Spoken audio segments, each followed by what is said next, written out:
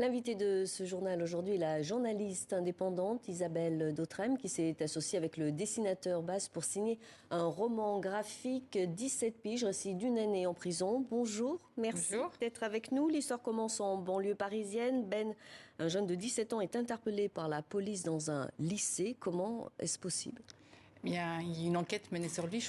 On peut imaginer qu'il ne savait pas qu'il était susceptible d'être interpellé. Et les policiers sont venus le chercher. Et Mais dans un effectivement, c'est lycée, c'est autorisé. possible? Ah, Oui, c'est c'est possible. autorisé?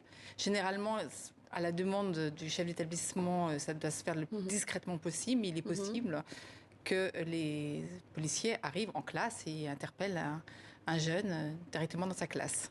Et puis il est emmené à la prison de Fleury-Mérogis. Il subit une fouille intégrale. C'est Ouais. une première humiliation parce qu'il y en aura beaucoup d'autres. Et on peut même considérer que l'humiliation débute avant, parce qu'il y a Mhm. il y a une ellipse dans le récit, il y a tout un passage en garde à vue, Mhm. et au cours de laquelle on lui assigne un peu ce qu'on lui reproche, enfin on lui dit ce qu'on lui reproche. Et puis, mais vraiment, le moment le plus...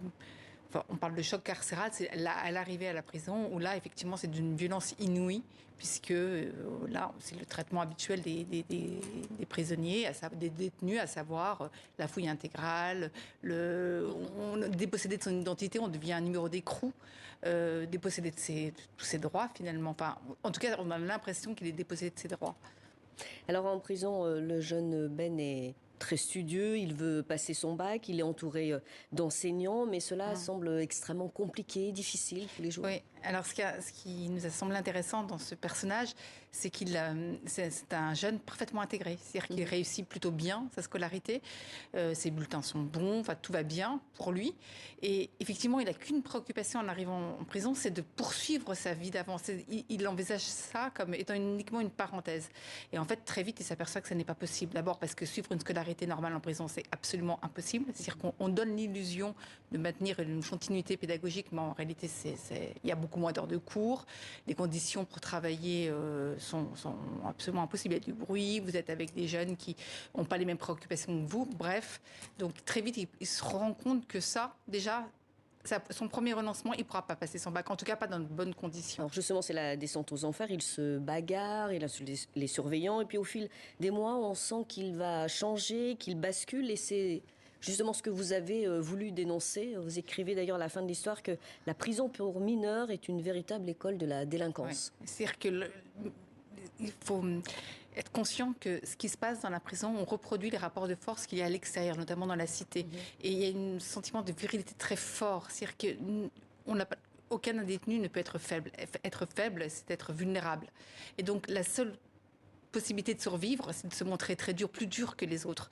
Donc ce jeune qui est arrivé, un jeune normal, Une question enfin, de survie dans le pour carcère. pouvoir survivre, s'est mis aussi, lui, à adopter les codes de la délinquance. Et en plus, il était à bonne école, puisque autour de lui, il y avait de jeunes délinquants qui sont tous dans ce rapport de force Et qui incessant. l'entraîne finalement. Et alors dans votre BD, vous dénoncez donc les conditions de détention des mineurs, mais finalement plus encore le système en général.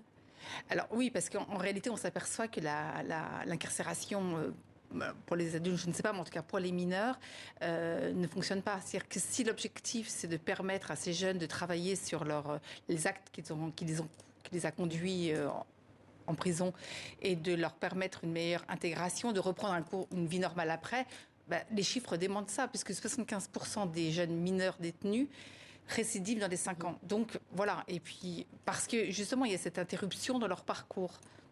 Alors pourquoi est-il obsédé par son anniversaire? À 18 ans, on bascule dans un autre monde. Voilà, c'est-à-dire que il y a deux raisons. C'est-à-dire que 18 ans, effectivement, il bascule chez les majeurs. Donc là, les conditions de détention ne sont plus les mêmes. C'est-à-dire qu'il n'est plus en cellule individuelle, mais en cellule collective. Il n'y a plus d'éducateurs. Donc malgré tout, même ces éducateurs, ça ne fait pas tout, mais et c'est comme ça adoucit un petit peu l'incarcération. Et puis surtout, on lui reproche d'avoir peut-être ce qu'on appelle dans le jargon de la pénitentiaire, enfin un pointeur. Et les pointeurs dans la hiérarchie des crimes, enfin des délits, c'est ce qu'il y a de pire. Donc il sait ce qu'il attend. Alors ce qu'il y a de terrible aussi, c'est qu'il s'accroche à l'espoir d'être jugé. Cette attente est interminable et psychologiquement très difficile. Oui, parce qu'en réalité, à partir du moment où il est jugé, il peut de nouveau avoir des projets.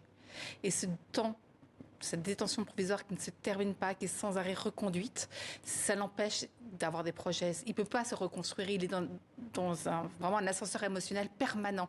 Il ne peut s'accrocher qu'à cette date, qu'à ses perspectives. Rien d'autre n'a d'importance que cette date des procès et puis parce que la juge décidera à ce moment-là. Alors vous êtes journaliste, vous avez mené une sorte d'enquête. Oui, j'ai passé 6 mois en immersion. J'ai commencé, l'idée de départ, c'était un reportage dans l'école en prison. Et puis, lorsque j'aurais dû rester 2-3 jours, mais finalement, j'y ai passé 6 mois, en y allant 1 ou 2 fois par semaine, parce qu'il m'a semblé qu'il fallait ce temps-là pour pouvoir observer d'abord, observer sans rien dire, simplement pour essayer de comprendre aussi le fonctionnement, et justement ces rapports de force dont on parlait, comment chacun se situait. Et puis après, effectivement, j'ai rencontré un certain nombre de personnes qui m'ont expliqué ce à quoi je n'avais pas accès finalement, qui m'ont donné à voir ce que je ne pouvais pas voir. Merci beaucoup pour cet entretien, Isabelle Dautrem. Je rappelle le titre de votre BD, 17 piges, récit d'une année en prison. Merci infiniment. Merci à vous.